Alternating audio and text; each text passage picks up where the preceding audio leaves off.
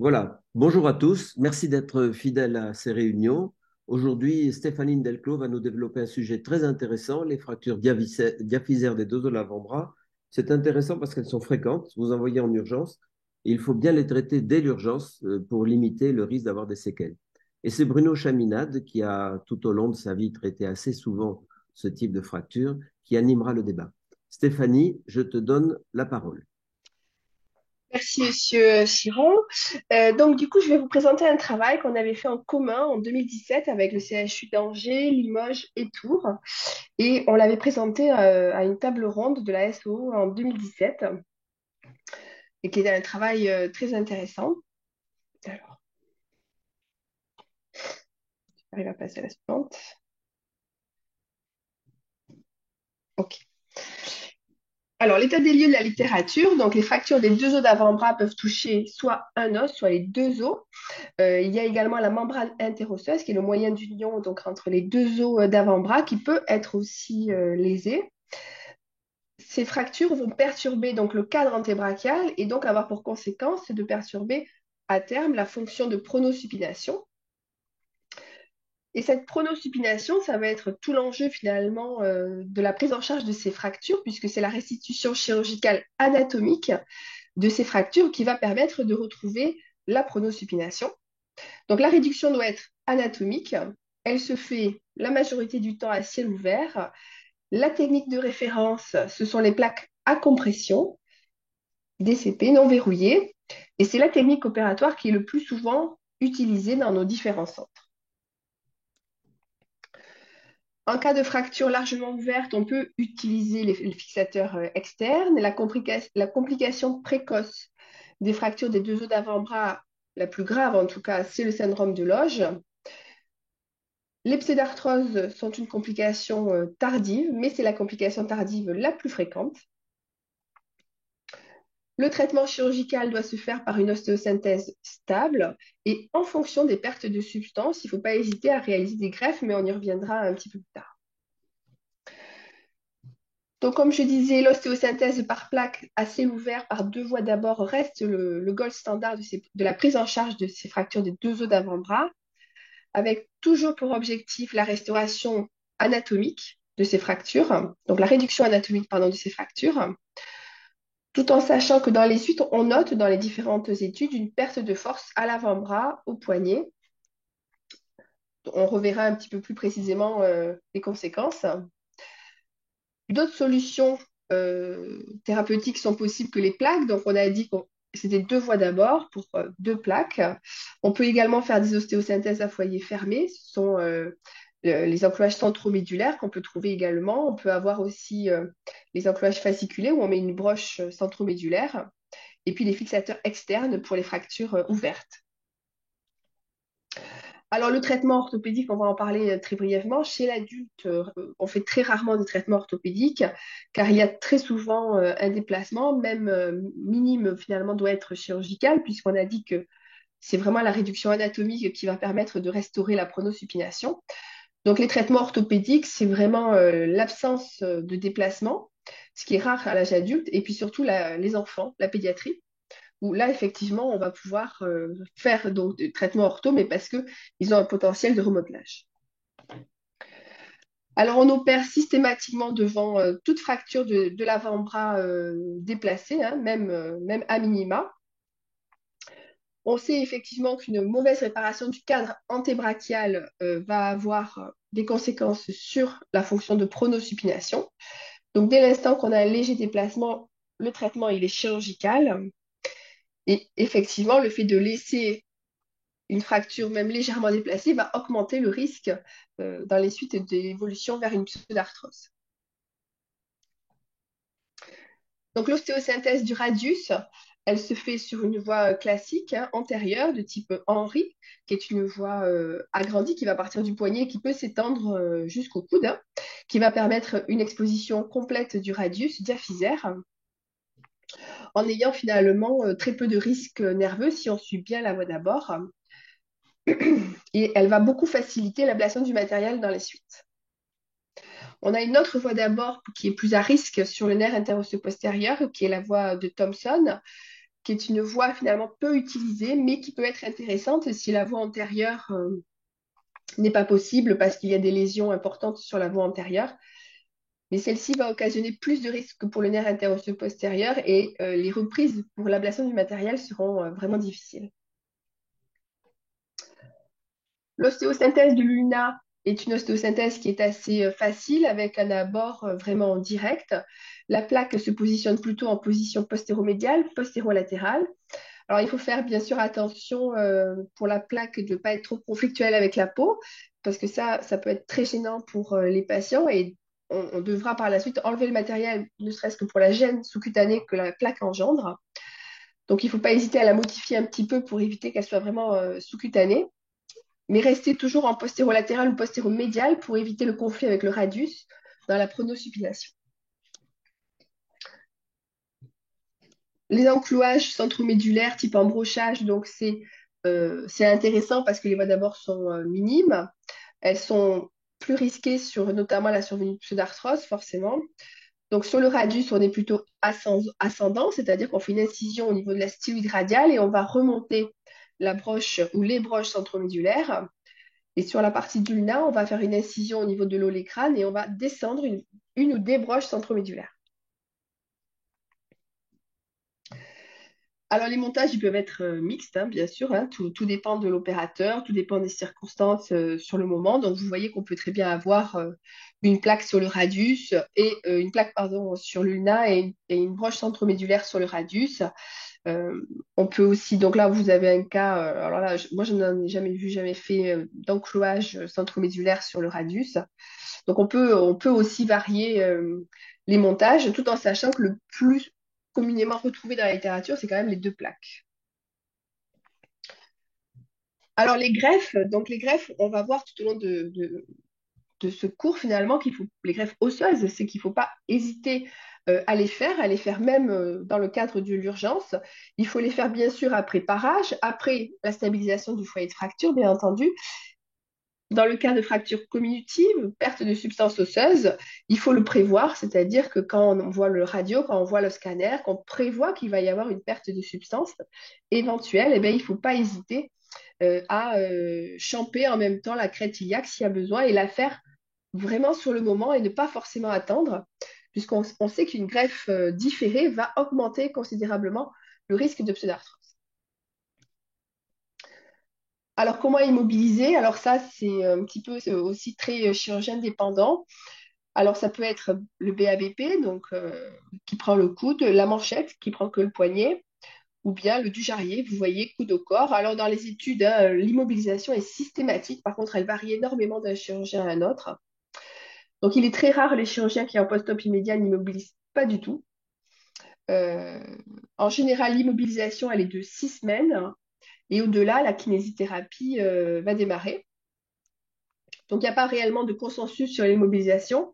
Et on verra dans notre série de patients que finalement, ça n'a pas beaucoup de conséquences cliniques, hein, l'immobilisation.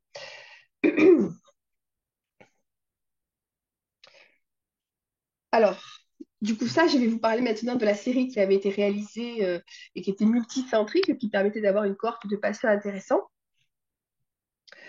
Donc, l'objectif principal de cette étude, c'était d'identifier les facteurs qui pouvaient influencer la survenue d'une pseudarthrose dans le cadre des fractures des deux os d'avant-bras. Et c'était d'évaluer également les résultats cliniques et radiologiques de nos ostéosynthèses. Alors, c'était une étude, donc vous voyez, qui avait réuni le CHU de Angers, de Tours, Limoges et Toulouse. Les critères d'inclusion, c'était des adultes euh, avec une fracture diaphysaire des deux os d'avant-bras et qui avaient été ostéosynthésés par deux plaques. Les critères d'exclusion, c'était les fractures de Montedia, qu'elle a dit, les fractures du quart distal ou les fractures du radius distal, et les ostéosynthèses par broche centromédulaire. On avait vraiment réuni que les fractures des deux os d'avant-bras traitées par plaque. Donc, il y avait 292 patients opérés entre 2008 et 2016, majoritairement des hommes, puisque c'est souvent des hommes qui sont sujets à ces traumatismes à haute cinétique sur l'avant-bras. Donc 184 hommes, 69 femmes. L'âge moyen de la chirurgie, alors il faut juste que je me pousse un tout petit peu Je vais le mettre là. L'âge moyen de la chirurgie, c'était 36 ans. Et il y avait donc, vous voyez, deux groupes sur la consolidation. Il y avait 24 pseudarthroses in fine et 229 patients qui ont consolidé. Alors, on va s'intéresser à chaque groupe pour voir un petit peu ce qui s'est passé plus en détail. Donc, on avait regardé un petit peu les différents paramètres de ces patients, l'âge, la consommation de tabac, dont on sait qu'elle peut jouer sur la survenue de pseudarthrose, euh, la circonstance de survenue de l'accident, et notamment la cinétique, les lésions associées, les délais avant l'intervention et la durée d'hospitalisation. On avait regardé bien sûr les types de fractures avec la classification de là-haut. Est-ce qu'elles étaient ouvertes ou fermées? Est-ce qu'il y avait des déficits neurologiques préopératoires, bien sûr? Comment s'est réalisée l'ostéosynthèse, par plaque verrouillée ou non, par fixateur externe? Le type de montage dont on va voir qu'il est important, verrouillé exclusivement, à compression exclusivement ou un montage mixte. Et enfin, les gestes associés, et notamment est-ce qu'il y avait eu une greffe osseuse. On va regarder également le type et la durée d'immobilisation qui avait été réalisée par les différents chirurgiens, BABP, manchette ou coude au corps. Le recul moyen dans cette étude a été de 20 mois.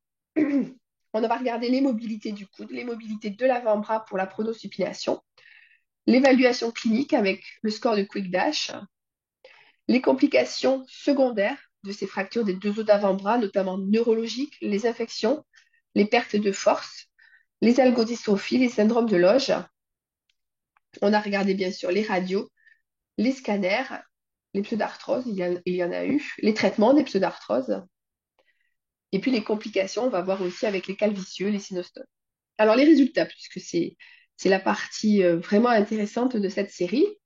Donc 253 fractures ont été incluses avec une population jeune d'âge moyen de 34 ans, majoritairement à haute cinétique, majoritairement des hommes. À basse cinétique, on voit que l'âge moyen augmente, 63 ans, et là majoritairement toujours des hommes à 63%.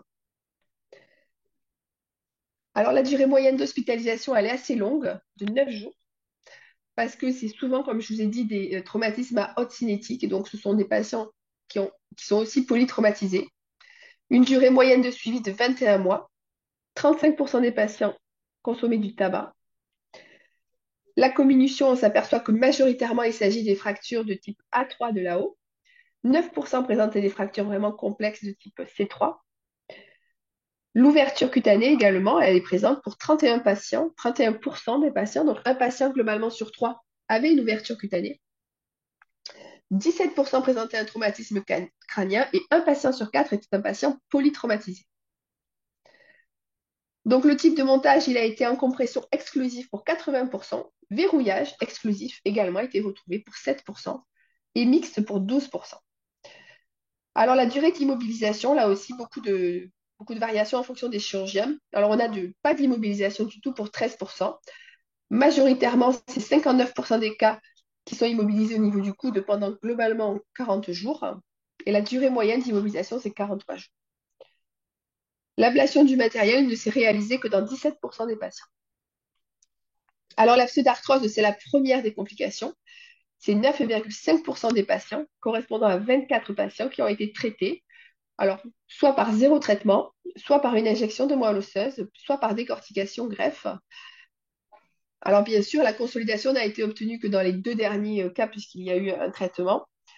Ce qui est intéressant aussi dans les complications, ce sont les troubles neurologiques. Alors, en préopératoire, ils représentent 5% des patients. Mais il y a également des lésions qui sont iatrogènes, qui sont retrouvées liées à la chirurgie et qui vont être présentes dans les séquelles finales et qui représentent 3% les séquelles neurologiques. La consolidation est un peu longue, hein. On voit que la consolidation, c'est 4,6 mois.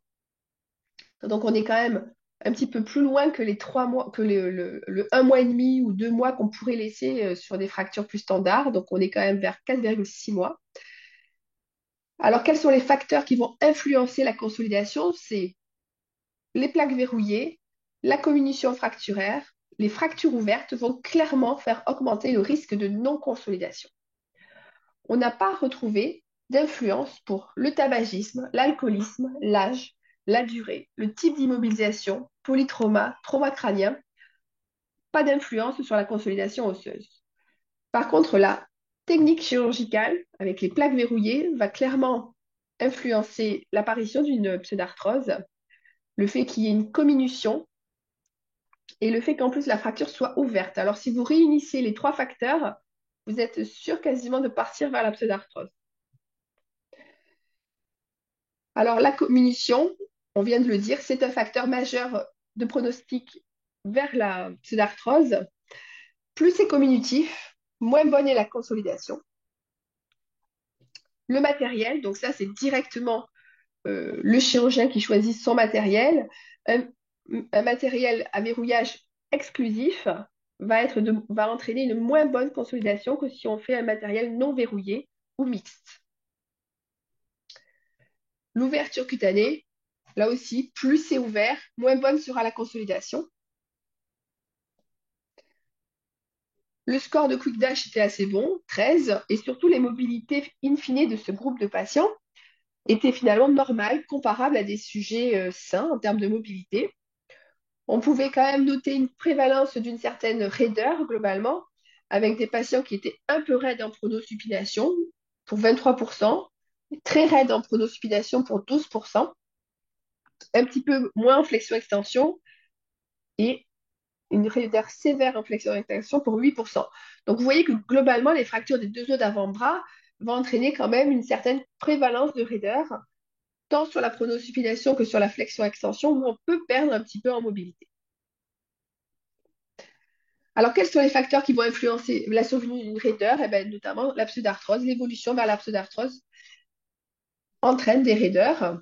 Par contre, qu'on immobilise le coude ou pas, ou qu'on immobilise le patient ou qu'on l'immobilise pas du tout, eh bien, ça n'aura pas d'influence sur la raideur.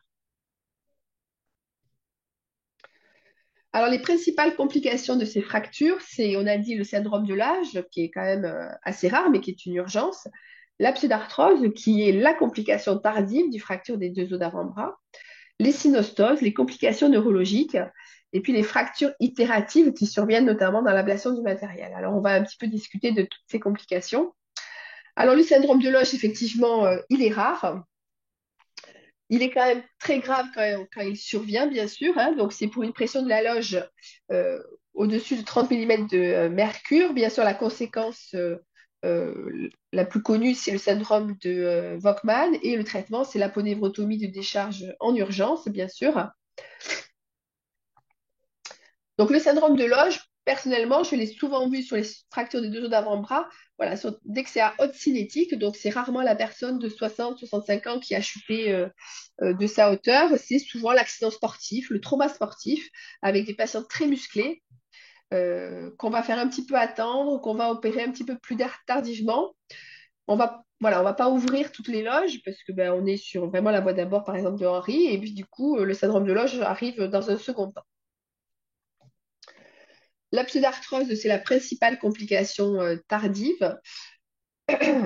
Donc là, typiquement, elle va entraîner des raideurs, elle va entraîner des douleurs. Elle représente 10% quand même de notre série, et ce qui correspond aux différentes séries de la littérature. Donc c'est quand même un patient sur 10. Les facteurs favorisants, c'est la fracture ouverte, bien sûr, c'est la comminution. Nous, on n'a pas retrouvé le tabac dans notre série, mais enfin, il est quand même maintenant montré que la consommation de tabac influençait quand même la consolidation.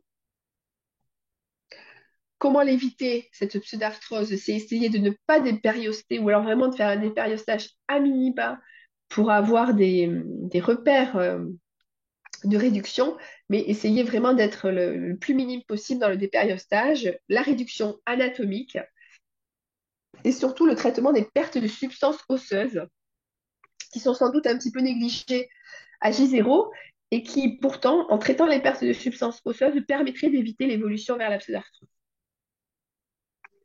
Attention également à nos montages, il faut que le montage il soit non verrouillé ou mixte.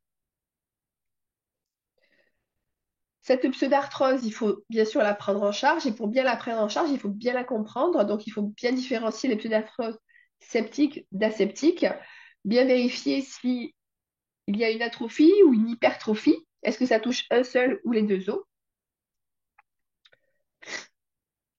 bien sûr, si c'est septique, il sera intéressant de le faire en deux temps, de faire les prélèvements, de faire éventuellement une interposition de ciment, une antibiothérapie et un deuxième temps chirurgical avec la greffe osseuse. Si vous avez une pseudarthrose qui est aseptique, atrophique, eh bien, dans ce cas-là, il faut parer les tissus pseudarthrosés, bien sûr, et puis il faut relancer l'ostéogenèse. Donc, il faut faire de la décortication et une greffe osseuse. Donc, ça peut être une greffe osseuse spongieuse. Alors, moi, c'est vrai que je préfère les cortico-spongieuses. Après, vraiment, si vous avez des grosses pertes de substance, ça peut être bien sûr les fibulas vascularisées, les membranes induites. Et ensuite, vous avez les pseudarthroses aseptiques hypertrophiques, où là, finalement, il y a eu une envie quand même de consolidation, et c'est sans doute un problème de matériel. Donc, il ne faut pas finalement trop parer les tissus pseudarthrosés. Là, il faut réaliser une ostéosynthèse davantage stable, avec ou sans greffe. Moi, j'ai quand même tendance à toujours y associer de la greffe. Mais dans les pseudarthroses hypertrophiques, finalement, le problème, c'est clairement le matériel.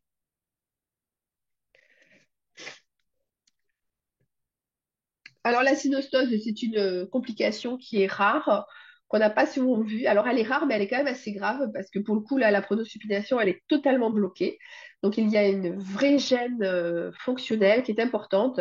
Et en plus, les chirurgies, elles sont particulièrement difficiles et risquées. Donc, c'est sûr que c'est la complication un petit peu redoutée. Alors, il y a des facteurs de risque à cette synostose. Donc, il faut vraiment. Alors, je vais vous les lier au traumatisme direct. Ce sont les fractures des deux os d'avant-bras qui vont arriver au même niveau. C'est-à-dire que vous avez la fracture sur la radiographie qui est au même niveau sur le radius, au même niveau sur le ulna. Et donc, souvent, vous avez également une lésion de la membrane interosseuse qui est également à ce même niveau. Et quand la consolidation se fait, eh ben, elle se fait entre les deux os également. Les fractures ouvertes, les fractures communicatives, bien sûr, les traumas crâniens, puisqu'on sait que quand on a un traumatisme crânien, on a tendance à faire un petit peu plus d'os. Et quand vous avez un fragment osseux qui s'est déplacé vers la membrane interosseuse également. Alors, lié au traitement, donc lié finalement à nous, c'est le délai prolongé entre le traumatisme et la chirurgie, la voie d'abord unique. Alors ça ne se fait plus trop maintenant, puisqu'on sait qu'il faut quand même faire des voies d'abord, double voie d'abord, des vis corticales trop longues.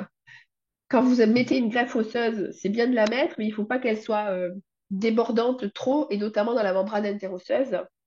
Et enfin, une immobilisation forcément prolongée, puisque il n'y a plus ce mouvement de rotation du radius sur l'ulna, et du coup, ça peut entraîner la synostose. Donc, il peut y avoir une prise en charge chirurgicale pour ces patients de ces synostoses, mais c'est vrai que la prise en charge chirurgicale, elle est quand même difficile. Il faut faire une résection, il y a des risques neurologiques importants, et surtout, il y a des risques de récidive importants. Alors, les complications neurologiques, c'est intéressant également. Parce qu'on s'aperçoit que dans notre série, il y a des troubles préopératoires, comme dans toutes les fractures des deux os d'avant-bras, mais il y a quand même une certaine iatrogénie qui est retrouvée et qui est liée à la prise en charge en elle-même et qui représente 2,4% des patients qui finalement auront des séquelles liées à la iatrogénie. Alors la iatrogénie, elle est liée au fait que quand on a une fracture des deux os d'avant-bras, donc on a les os qui sont très déplacés, des hématomes qui vont s'étendre dans les tissus, et du coup les voies d'abord, elles sont pas toujours évidentes à bien respecter, notamment la voie d'abord de Henri dont je vous disais au début, qui est facile à respecter quand il n'y a pas d'hématome, quand rien n'est déplacé, rien n'est déchiré, et qui devient un petit peu plus difficile à respecter quand la fracture est très déplacée, il y a de l'hématome, on a du mal à s'y retrouver. Et c'est comme ça, en fait, qu'on crée de la iatrogénie. Et il y a encore pas très longtemps, j'ai pris en charge une personne qui avait été prise en charge ailleurs et qui avait la plaque, elle avait été posée sur le nerf interosseux antérieur. Et c'était vraiment un problème de voie d'abord anatomique, c'est-à-dire que le chirurgien n'a pas respecté la voie externe, parce que la voie de Henri est une voie très externe pour justement éviter d'aller trop proche du nerf médian et de ses branches, et notamment du nerf interosseux antérieur. Donc voilà, la iatrogénie, c'est vraiment un problème de voie d'abord. Mais voilà, c'est plus facile à dire qu'à faire parce qu'effectivement, quand ces fractures sont très déplacées, eh bien, c'est pas toujours évident de s'y retrouver. Donc, les fractures itératives, elles surviennent quand on réalise l'ablation du matériel d'ostéosynthèse. Alors, moi, personnellement, au jour d'aujourd'hui, je ne réalise plus d'ablation du matériel d'ostéosynthèse sur les fractures des deux os d'avant-bras parce qu'effectivement, on met quand même des vis à gros diamètre sur des os qui sont de petit diamètre et donc avec des risques de fractures itératives importantes. Je crois que ce n'est plus recommandé par la Société de chirurgie ortho. Et je pense que si la plaque ne gêne pas particulièrement, il vaut mieux les laisser. Alors, les complications, comment les éviter? Déjà, les fractures itératives, le mieux, c'est sans doute de ne pas enlever le matériel. Alors, ce qu'on veut éviter, c'est la pseudarthrose, les infections, bien sûr, les complications neurologiques.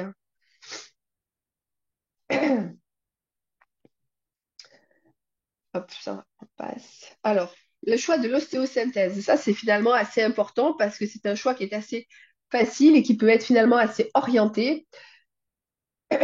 Donc, vous avez vu que sur les fractures de type A3, qui sont des fractures assez simples, on met clairement des plaques non verrouillées, puisque ce sont des fractures qui ne posent pas de complications à terme. On les immobilise pas. Ça, c'est vraiment chirurgie indépendant. Mais dans tous les cas, il faut mettre 3 vis de part et d'autre du foyer de fracture et surtout non verrouillées. Pour les types B, c'est la même chose. Ce sont des fractures qui ne vont pas poser de complications réellement à terme. Les types C sont des fractures qui vont poser des problèmes ou qui sont à risque de poser des problèmes en tout cas. Donc là, on essaye plutôt de mettre des montages mixtes, à la fois verrouillés, à la fois non verrouillés. On essaye de limiter au maximum le dépériostage de ces fractures.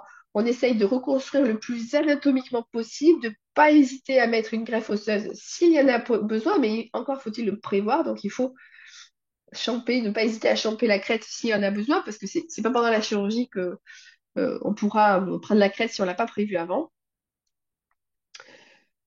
Bien sûr, l'ouverture cutanée est un facteur de risque de pseudarthrose et donc de complications. Bien entendu, ça on le sait, plus c'est ouvert, plus ça peut aller vers l'infection, vers la pseudarthrose. Donc il faut être bien minutieux sur le parage, bien entendu. Pas hésiter à utiliser un fixateur externe, mais le fixateur externe ne doit être vraiment que très temporaire, hein, puisqu'il doit être remplacé quand même assez vite par les doubles plaques. Et bien sûr, la greffe dans le même temps, hein, si on l'a prévu et qu'on a bien champé la crête. Alors, pour les autres complications, dans notre série, on n'en avait vraiment pas beaucoup. Fracture itérative, il n'y en avait pas du tout. Les infections, c'est quand même assez rare. Globalement, sur le membre supérieur, on est chanceux, on n'a quand même pas trop d'infections. Peu de complications neurologiques, mais de la iatrogénie, c'est dommage. Il faut donc faire un petit peu, faut être vigilant sur les voies d'abord. Les synostoses, là aussi, c'est quand même assez rare et heureusement, parce que c'est une complication grave pour laquelle on a des solutions, mais qui restent des solutions malheureusement qui ne sont pas parfaites. Donc en résumé, pour éviter ces complications, il faut bien analyser la fracture, hein, le stade de la haut, l'ouverture cutanée, bien choisir son mode d'ostéosynthèse, c'est important. Prévoir vraiment un montage stable et le plus anatomique possible. Attention aux modes d'ostéosynthèse qui sont trop rigides quand on va mettre que des verrouillés. Alors en conclusion, le but c'était d'améliorer nos pratiques professionnelles, hein. Donc c'était une étude qui était hyper intéressante parce qu'elle réunissait quand même 253 patients de différents centres. 3 facteurs ont été retrouvés qui influencent la survenue d'une pseudarthrose. Le fait de verrouiller les plaques, la comminution fracturaire, l'ouverture, hein, de la fracture. Mais nous, on n'a pas retrouvé sur l'alcool, sur l'âge, sur le type d'immobilisation et sa durée, le polytraumatisme, le traumatisme crânien, l'utilisation d'autogreffes ou de substituts. On n'a pas retrouvé que ça pouvait agir sur la consolidation, enfin sur la survenue de pseudarthrose, ni le tabac. Donc les complications des deux os d'avant-bras, ça va être 10% de pseudarthrose, un patient sur 10. Des complications neurologiques préopératoires, mais surtout, et c'est ça on peut pas, préopératoire, on peut pas y faire grand-chose, mais ce qu'il faudrait éviter, c'est la iatrogénie sur les voies d'abord. Comment les éviter? C'est le matériel, éviter le dépériostage, bien parer, et puis surtout le respect des voies d'abord chirurgicales. Je vous remercie. Et là, vous avez tous les participants qui étaient avec moi sur cette table ronde, les différents centres. Merci, vraiment, c'était très bien. Tu arrêtes ton partage d'écran. Bien sûr. Et maintenant, nous allons donner la parole à Bruno Chaminade, qui peut être assisté de Pierre Mansat pour faire un débat. Et je vous rappelle que pour parler, il suffit d'ouvrir votre micro. Bruno, tu es là? Merci Stéphanie, vous m'entendez? Oui, très Oui. bien. Très bien, merci Stéphanie. C'était un sujet très intéressant parce que quand même très fréquent. Moi, ça fait longtemps que je fais plus de fractures des deux os de l'avant-bras, mais j'ai l'impression que le gold standard reste donc l'ostéosynthèse à ciel ouvert pour, comme tu l'as bien dit, bien réduire l'anatomie de ces deux os de l'avant-bras, de ce cadre antébrachial, avec notamment pouvoir redonner la longueur à ces deux os et en particulier la courbure pronatrice Oui. du, du radius. Et puis, a priori, le gold standard reste l'utilisation de matériel non verrouillé de diamètre 3,5. Donc, ça me paraît intéressant. J'avais une petite... bon, c'était peut-être hors sujet, mais il me semble que s'il y a des choses qui ont un petit peu évolué, c'est sur les lésions associées, notamment quand on a une lésion associée de la radio ulnaire distale.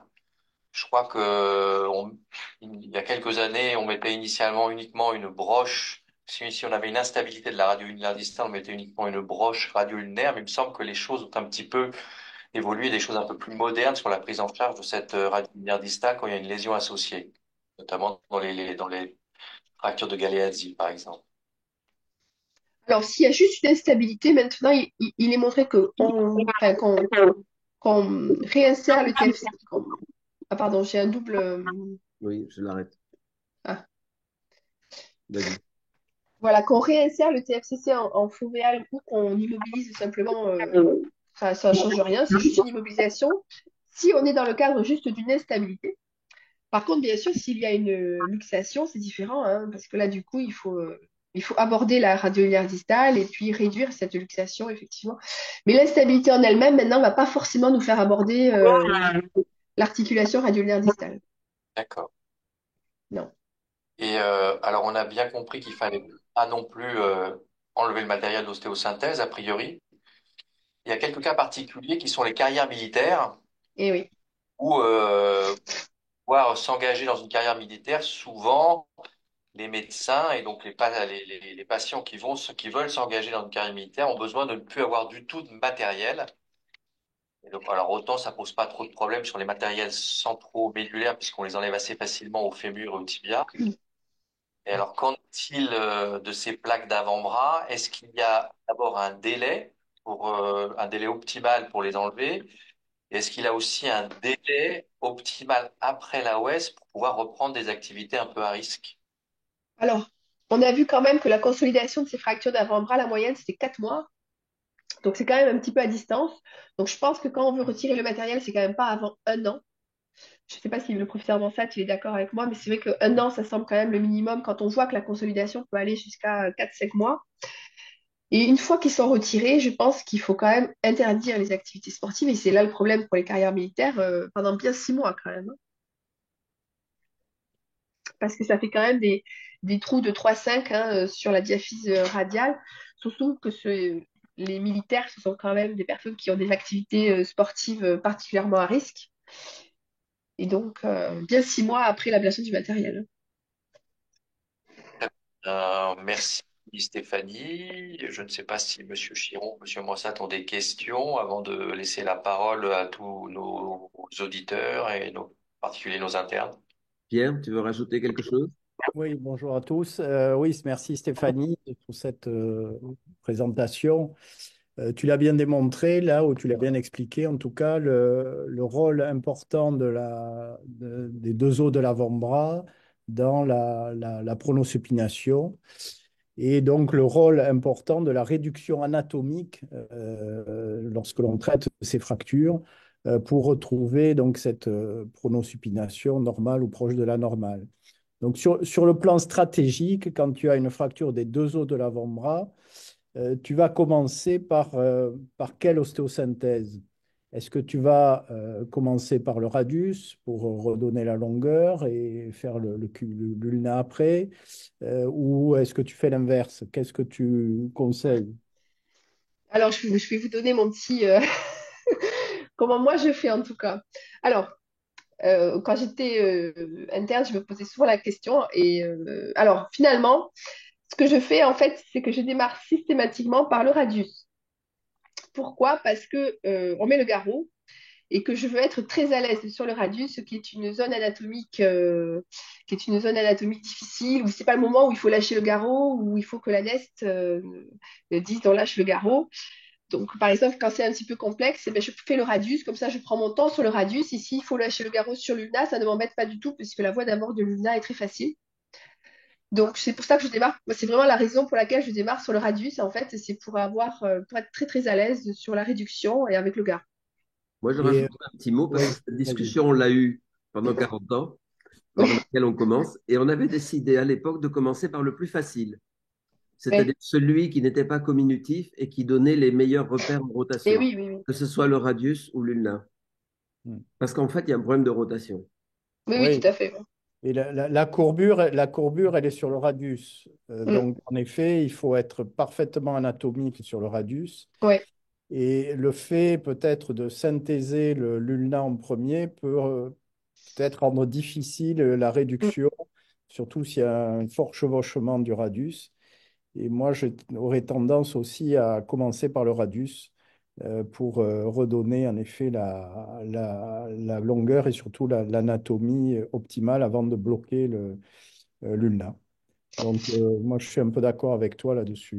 Ouais. Et puis, c'est vrai que le radius, c'est là où la voie d'abord va être le plus difficile. Mm. Et il Mm. faut vraiment prendre son temps sur le radius, sur la voie d'abord, puisqu'il y a quand même de la iatrogénie. Et après, c'est vrai que l'ulna, c'est quand même une voie d'abord beaucoup plus facile, une réduction plus facile. Mm. Moi, j'ai une petite question. Euh, D'abord, une remarque. Pour le tabac, tu n'as pas retrouvé une incidence parce que Ah non, oui. ce n'est pas les antécédents de tabac qui donnent le pseudarthrose, c'est le tabac pris pendant les 15 premiers jours après l'opération. Ah, Or, d'accord, ça, je savais pour pas. savoir s'ils sont sortis, s'ils se sont mis devant la porte, s'ils ont fumé dans leur chambre, c'est difficile à savoir. C'est la nicotine pendant la consolidation qui gêne et pas les D'accord, antécédents. Et d'accord. ensuite, on a dit qu'il fallait qu'on favorise la pronosupination et sa rééducation, ne pas avoir d'erreur d'otation. C'est pour ça que les broches, ça me paraît totalement illogique. Mm. C'est dommage que vous ne les ayez pas analysées par rapport aux plaques. Parce que Oui. les quelques pseudarthroses que j'ai vues qui ont nécessité d'injecter de la moelle et on a obtenu la consolidation, c'était toujours sur des broches. Oui, alors c'est sûr que en fait, c'est parce que les broches, il y en avait très peu. Mais c'est vrai que ça aurait pu être intéressant de voir l'évolution. Mais globalement, l'évolution des broches centromédulaires n'évolue pas bien, hein. De toute façon, Non, c'est clairement pas. on peut conseiller à ceux qui nous écoutent de ne pas se Non. lancer dans les broches trop facilement. Ah non, non, clairement, le gold standard, c'est vraiment les doubles plaques, la double voie d'abord. C'est l'adulte et pas les enfants. Peut-être Justement, que chez l'enfant, c'est valable. il y a une question qui est posée vis-à-vis de ce système centromédulaire, à savoir si on utilisait, justement pour éviter ce problème des broches, le clou verrouillé qu'a développé à Brest Christian Lefebvre. Bon, tu l'as dit dans ton topo Oui, que oui, tu oui. n'utilisais pas Non, on n'en a pas l'expérience du tout à pas notre Toulouse. pratique, mais en effet, Christian Lefebvre a développé ce système justement pour éviter ce problème de rotation. Mais c'est vrai qu'on n'a aucune expérience là sur Toulouse. Et puis pour la trouver, la rotation, quand on Oui, oui, aborde, oui. on a toujours un petit repère ou une spiroïde qui fait dire c'est là la rotation. Mais quand Mm. on est en percutané, on peut se tromper de 10 degrés ou 15 degrés très facilement, Ah oui, oui, c'est vrai que. même si on verrouille. Vous avez d'autres questions? Il suffit de ouvrir votre micro et de parler. Lancez-vous. Bon, en attendant, j'ai une synostose. Il faut l'opérer quand? Le plus vite possible, mais avec le risque qu'elle se reproduise, ou tardivement, avec le risque que même la synostose enlevée, ça ne marche pas. Alors, la synostose, ben, je pense qu'il faut quand même l'opérer, euh, ouais, je dirais le plus rapidement possible, mais il faut quand même qu'elle soit bien installée. C'est-à-dire que si elle est encore en cours d'évolution, il vaut mieux attendre. Oui. Ça nous donne 6 mois à peu près. Ben, c'est-à-dire qu'il faudrait 2 radios à 3 mois d'écart, au moins pour qu'il n'y ait pas d'évolution du tout, quoi. C'est sûr que si elle continue à se mettre en place, c'est pas le bon moment pour la chirurgie. D'autres Moi, questions? sur les fractures des deux os d'avant-bras, personnellement, maintenant, j'ai tendance à plus les immobiliser, hein. S'il n'y a pas de comminution, s'il y avait une bonne tenue osseuse, si j'ai pas de problème particulier, je les immobilise. Mais bon, comme on a vu, il n'y avait pas de. Pas de différence particulière en termes de raideur, en termes de mauvaise évolution. Après, la synostose n'est pas forcément liée à l'immobilisation, hein. Non, non, du tout. C'est la lésion de la membrane Mm, interosseuse, c'est l'hématome, voilà, c'est ce qu'on voit aussi un peu plus haut sur le proche du coude, hein. C'est un peu mm. la même situation, quoi. Donc, c'est le caractère agressif à la fois du déplacement, voire de l'abord chirurgical, quoi. Mm. En fait, dans ces fractures, il faut appliquer les méthodes de Lao initiales qu'on a un peu Mm. oubliées aujourd'hui. Mais parce que, ayant abordé le foyer, ayant enlevé l'hématome, il faut avoir une réduction anatomique et stable en compression. Ouais. Absolument. L'idée qu'il faut oublier ces vis verrouillées qui donnent de la stabilité, mais aussi empêchent la compression du foyer. Il faut rester très classique. Oui, voilà, exactement, c'est ça. Le verrouillage global, ça, c'est clair que c'est pas bon. Mm. À une époque, il y avait un petit appareil qui permettait de mettre la plaque en compression. C'était pas mal, mais ça a un peu disparu. C'est-à-dire, on mettait une vis d'un côté, de l'autre côté, on mettait un Ah petit oui. appareil qui serrait la plaque. Et on croyait que ça ne servait à rien, mais quand même, ça me faisait avancer de 2-3 millimètres. Oui, on l'avait dans les boîtes, mais Oui, je ça a crois qu'on les a disparu. toujours, si ce n'est que maintenant on a les plaques sous vide. Donc, Ah oui, on te donne la plaque isolée, tu n'as plus la boîte à oui, côté, c'est donc ça, c'est oui. un peu compliqué, quoi. Hmm. Ok, Allez, écoute. posez des questions. Hugo Barré, je vois que tu as ouvert ton micro. Parle. Bonsoir à tous. Merci Stéphanie pour cette belle présentation. J'ai peut-être été inattentif. Je voulais juste savoir, tu conseillais d'opérer les fractures des deux os d'avant-bras. À quel délai entre le traumatisme et la chirurgie? Parce que dans certains centres, un peu comme les fractures de jambes au membre inférieur, on est très agressif et très tôt sur les fractures des deux os d'avant-bras, en particulier quand c'est des contextes, comme tu l'as très bien décrit, de polytraumatisme, de haute énergie. Voilà, donc c'était savoir un petit peu ton point de vue là-dessus. Alors effectivement, quand on s'est tous réunis pour la SEO, je me suis aperçue effectivement qu'il y avait des centres. Alors je crois que c'était Tours, hein, qui m'ont dit qu'effectivement ils se déplaçaient la nuit pour faire les fractures des deux os d'avant-bras, ce qui m'avait un peu surprise à l'époque. Donc moi, c'est vrai que sans critères déficitaires, j'aurais pas tendance à dire que c'est une urgence chirurgicale à la nuit, parce que il faut quand même faut quand même prendre son temps. Je pense pas que il faille faire ça à 3 heures du matin justement, et il vaut mieux être bien au clair le matin s'il n'y a pas de critères d'urgence. Donc moi, à mon sens, s'il n'y a pas de déficit particulier, s'il n'y a pas de signe de syndrome de Loge particulier, clairement, il vaut mieux faire ça de jour. C'est une urgence différée.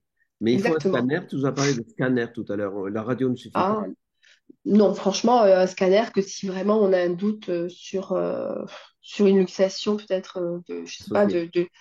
de la RUD, des choses comme ça. Mais enfin, c'est vrai qu'une fracture du dos d'avant-bras, même communicative, elle se comprend bien sur les radios quand même. Par contre, dans le bilan, il faut bien intégrer, bon, ça c'est le b.a-ba, mais le coude et le poignet Oui, voilà. pour ne Mm. pas passer à côté de lésions proximales ou distales. Si j'ai bien compris, Monteja Galeazzi, ce n'était pas le sujet aujourd'hui, mais ça pourrait être celui d'une prochaine conférence. Ah oui, mais Les deux à la fois, peut-être. les deux à la fois, ça va être Oui, oui, compliqué, oui. hein, Donc, c'est il faut beaucoup. faire Monteja d'un coup, puis Galeazzi. Ah, Comme vous voulez. on peut en parler beaucoup, oui. Bon. D'autres questions? Je vous rappelle, il suffit d'ouvrir le micro. Non. Paul, je vois Paul, il a mis la caméra, mais il n'a pas mis le son. Non, non, il est admiratif, il a écouté religieusement et il n'a pas grand-chose à rajouter, en dehors de dire bonjour à tout le monde et souhaiter la bonne année, puisque on est encore en janvier. Ah oui, c'est vrai, j'avais oublié. En plus, c'était Monsieur Bondial qui m'avait donné ce sujet à l'époque. C'est vrai, je me Et rappelle oui, très bien. Dans le Alors, symposium, oui. et oui, Stéphanie, oui, oui. Mm. Quand tu nous parles, à Paul et à moi, il faut oublier le à l'époque. Ah oui, Ça pardon. nous file un coup de queue. Oui, c'est il n'y a pas longtemps, c'est en 2017. Au millénaire dernier. Allez, d'autres questions? Profitez-en, hein. Je vois que vous êtes nombreux. Lancez-vous, hein. Il n'y a pas de problème, hein. On est entre nous. Bon, bien, le tour a été fait. Tu n'as rien à rajouter? Tu penses que tu as tout dit? Non, oui, très bien. Des Il y avait questions? des éléments clés que je voulais parler, la iatrogénie, voilà, et comment éviter les pseudarthroses. c'est vraiment les deux points. Et puis, bien sûr, les clés de l'ostéosynthèse, quoi. C'est-à-dire vraiment éviter le montage verrouillé au maximum, quoi. Oui, oui, et mettre à la compression et réduire anatomiquement. Mm, Ouais. C'est la base quand on aborde un foyer et qu'on n'a plus la biologie. Mm. exactement. Et puis peut-être aussi, alors quand c'est fermé, quand c'est ouvert, c'est autre chose, mais laisser cet hématome périfracturaire qui déjà est en formation et va aider à la consolidation. Il ne faut pas Mm, faire un lavage très abondant pour que ça soit bien propre.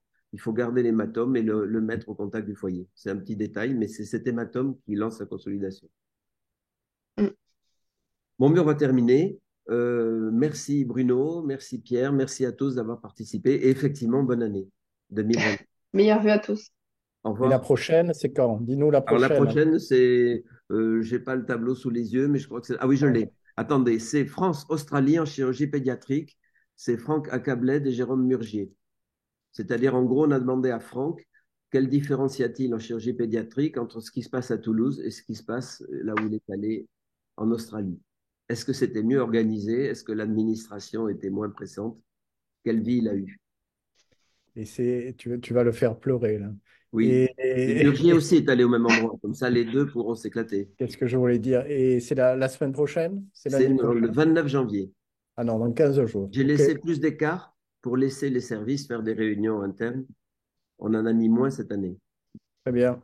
Parfait. Allez, bonne année à tous. Ouais. Bonne soirée. Merci. Au revoir. Merci Stéphanie. Merci.